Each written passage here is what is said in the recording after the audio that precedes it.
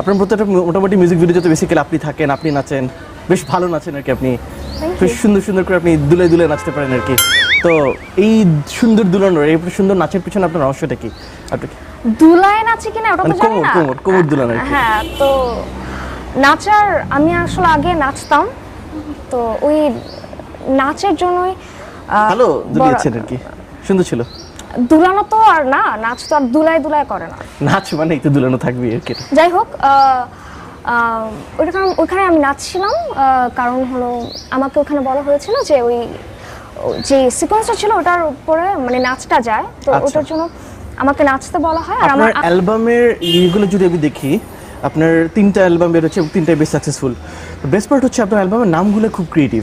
প্রথম অ্যালবামের নাম পড়শি, সেকেন্ড অ্যালবামের নাম পড়শি 2, থার্ড অ্যালবামের নাম পড়শি 3। প্রত্যেক বই আপনি কিছু না কিছু ডিফারেন্ট রাখছেন। সো যে এত ডিফারেন্ট, এত ক্রিয়েটিভ নামগুলো রাখছেন, মানে কিভাবে, মানে ওয়াই ইউ সো ক্রিয়েটিভ? পড়শি 2 পড়শি 3 এর মধ্যে ডিফারেন্ট কি আছে? জিরো, কিছু নাই, 2, 3। সো ডিফারেন্ট নামের মিনিং এর পিছনে আপনার রহস্যটা কি?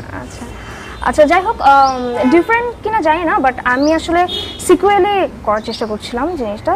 পড়শি অ্যালবামটা করার পেছনে আসলে কারণ ছিল, যেহেতু খুদে গানরাজ থেকে আমি গিয়েছিলাম, তো মাঝখানে প্রায় 1 ইয়ার আমি কোনো কাজ করি নাই। তো তখন হঠাৎ করে একটা মেয়ে অ্যালবাম রিলিজ করছে, তো ওইখানে ওরকম আমাকে কেউ চেনে না, আমার গান কেন সবাই শুনবে। আমি অ্যালবাম বের করলাম, নাম থাকবে আব্দুল সালাম 2, আব্দুল সালাম 3, ক্রিয়েটিভ আর কি। আচ্ছা, আপনার সবগুলো মিউজিক ইয়েতে 3টা অ্যালবামে তো আপনার মিউজিক ডিরেক্টর ছিল আমাদের সবার প্রিয় সম্মানীয় আরিফিন রুমি ভাই আর কি। তো ওনার সাথে আপনার সম্পর্কটা কিরকম আর কি, কতখানি ক্লোজ আপনারা? ক্লোজ বলতে তো আমি একজন সিঙ্গার এবং আরিফিন রুমি ভাই একজন কম্পোজার। আমরা একজন সিঙ্গার। আচ্ছা, আমি একটু স্ট্রেট ফরওয়ার্ড কোশ্চেনটা করি, আপনি বুঝতে পারছেন না। আমরা মেইনলি আসলে জানতে চাই যে আপনি আরিফিন রুমির কত নাম্বার? কত নাম্বার মানে আরিফিন রুমির কত নাম্বার, মানে আপনি আরিফিন রুমির কত নাম্বার অ্যালবামে কাজ করতে যাচ্ছেন আর কি? কত নাম্বার অ্যালবামে কাজ করাটা জানি না। আমার ফার্স্ট অ্যালবাম থেকে এখন যে লেটেস্ট অ্যালবামটা রিলিজ করেছি, 3টাতেই রুমি ভাইয়ের কাজ ছিল। সামনেও থাকবে ইনশাআল্লাহ, হয়তোবা।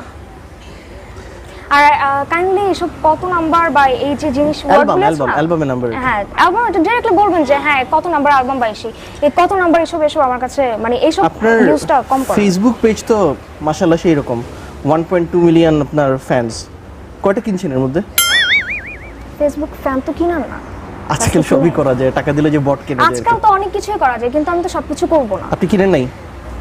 না, আমি কিনি নাই। আমার জাস্ট যেটা দেখতেছেন এগুলি সব রিয়েল, ওটা কেনাকাটার মধ্যে আমি ভালো। আপনি দেখি আচ্ছা এইসব ফালতু কোশ্চেন ছাড়া যদি কোনো ইম্পর্টেন্ট কোশ্চেন থাকে, আমি আসছি, আমি ফেসবুক নিয়ে কোশ্চেনটা করতেছি। তো আপনি তো ঘুমাইতে যাওয়ার সময় স্ট্যাটাস দেন, ঘুম থেকে উঠেও স্ট্যাটাস দেন, সেরকম পপুলার আপনি। আপনাদের বাগানের আম, বাহ। তো আপনার আমগুলো তো দেখা যাবে, তো খেতে কেমন আমগুলা? ফার্স্ট অফ অল একটা কথা বলে রাখি আপনাকে, হ্যাঁ, যেহেতু এখানে আমি আসছি একটা ইন্টারভিউ দিতে, সো ভদ্রভাবেই দিতে আমি পছন্দ করি। আমের কথা জিজ্ঞেস করছি কি আপনারা সুন্দরভাবে বলেন। এটা আমার প্রশ্ন না, এটা হচ্ছে আপনার আম জনতার প্রশ্ন। আমরা জানতে চাই যে এই আমগুলা, আপনার আমগুলো খেতে কিরকম আর কি? আম যেরকম হয় নরমালি খাইতে। ভাই শুটিং বলেন না, কই থেকে শুটিং করে হবে? কোন মানুষের কাছ থেকে শুনলাম তুমি নাকি ইন্টারভিউ দিতে আসতেছো এখানে? কাহিনী কি, তুমি আমার ফোন ধরো না কেন? ভাই শুটিংটা কতদিন ধরে তোমার? ভাই শুনেন, এই যে ভাই শুটিং চলতেছে এখানে। হ্যাঁ, শুটিং করে করতে পারেন, কোনো সমস্যা নেই। আপনি কে ভাই এখানে? আপনি আমি ওর হাজবেন্ড। হাজবেন্ড? হ্যাঁ, আমি হাজবেন্ড। এত এই, কথা কিসের husband? বিয়ে করতেছেন? বিয়ে করতে মনে নাই? এই ক্যামেরা বন্ধ কর। এই কিসের হাজবেন্ড? ক্যামেরা চলবে, দরকার সবাইকে জানা দরকার। তুমি আপনাদের শুনুন, আপনাদের ইয়াতে আসছেন, আমি আপনাদের প্রোগ্রামে আসছি। এই ধরনের ফালতু লোককে আপনারা আলাদা করার জন্য থাকেন কথা। এই সমস্যা কি আপনার? আমার ফোন ধরো না কেন? কিসের ফোন? অন্য মানুষের কাছে এই আপনি কে আশ্চর্য, এখানে ফাইজলামি কথা বলতেছ নাকি? কেন না মগবাজার কাজী অফিসে বিয়ে করলা, কবে বিয়ে করলে? তারপরে বাসায় আব্বু মুখে জানাবো বলে চলে গেলা, তারপরে আর খবর নাই তোমার। বছরের পর বছর ঘুরতেছি, তুমি আমার ফোন ধরো না। আপনি মুখ সামলায় কথা বলেন। আপনি কিন্তু মুখ সামলায় কি আছে? আপনি কিন্তু আমি পুলিশে দিব, বুঝছেন? উনি যা বলতেছে সত্যি? বিয়ের পর 2 মাস পরে গান বের করছে, অ্যালবাম বের করছে, আনারি তুমি প্রেমে আনারি। কেমন লাগে?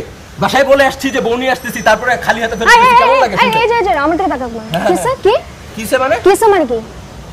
বিয়ে করতে স্বীকার করতে লজ্জা কবে লাগে? কবে বউ আমি? কবের বউ? কবে স্বপ্ন দেখতেছেন? মনে নাই? পাগল কেন হবে? পাগল হবে, গায়ে চিমটি কাটো। স্বপ্ন কেন হবে? মুখ সামলায় কথা বলেন, আমি কিন্তু লাস্ট বার আপনাকে ওয়ার্নিং দিতেছি। কাবিননামা আইনে দেখাই দিচ্ছি। আনতে পারবেন? এই যে পাবলিক আছে, মিডিয়া আছে, মিডিয়ার সামনে সবাই আরে গুল্লি মারেন আপনার মিডিয়া, কিসের মিডিয়া? কিসের মিডিয়া? এই ধরনের ফালতু কথা আমার সামনে মিডিয়ার ভয় দেখান। এই সব অভিনয় করে হবে না, এখন বাসায় চলো। আমরা আসার আগে বলে আসছি বউ নিয়ে আসতেছি। আপনাকে আমি লাস্ট বার বলতেছি, আপনি কিন্তু ঠিক মতো কথা বলেন না। এখন চলো। এই এই কি মনে করেন? হ্যাঁ কি মনে করেন? এই কি মনে করেন?